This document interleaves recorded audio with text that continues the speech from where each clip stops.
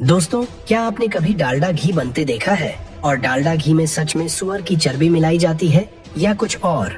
डालडा घी factory में बनाया कैसे जाता है? आज के इस वीडियो में हम आपको डालडा घी बनाने की पूरी प्रोसेस के बारे में बताएंगे। दोस्तों, सबसे पहले आपको बता दें कि डालडा घी एक तरह का वनस्पति घी ही होता है, जिसका निर्माण असल में वनस्पति तेल यानी कि पाम ऑयल से किया जाता है। यही कारण है कि इसके डिब्बों पर आपको ताड़ के पेड़ की तस्वीर देखने को मिलेगी। इन कच्चे तेलों को भारत के अलावा मलेशिया, इंडोनेशिया, अमेरिका और ब्राजील जैसे देशों से भी मंगवाया जाता है, जिन्हें लारी भर भर के ट्रकों के माध्यम से फैक्ट्री तक पहुंचाया जाता है। बता दें कि वनस्पति घी में कुछ भी एनिमल फैट नहीं होता है।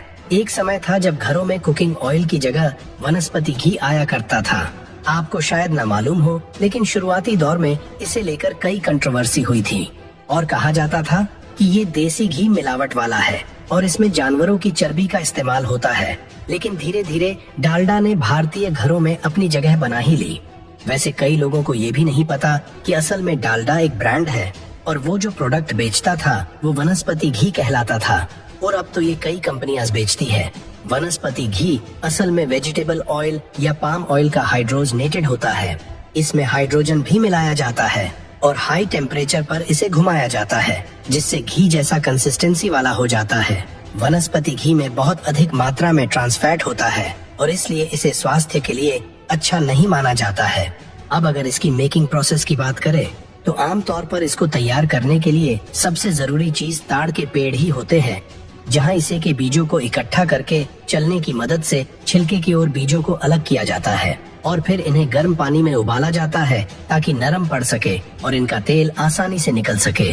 अब इन बीजों को हाई प्रेशर वाली मशीन में इतना क्रश किया जाता है कि इनमें से तेल निकल जाए।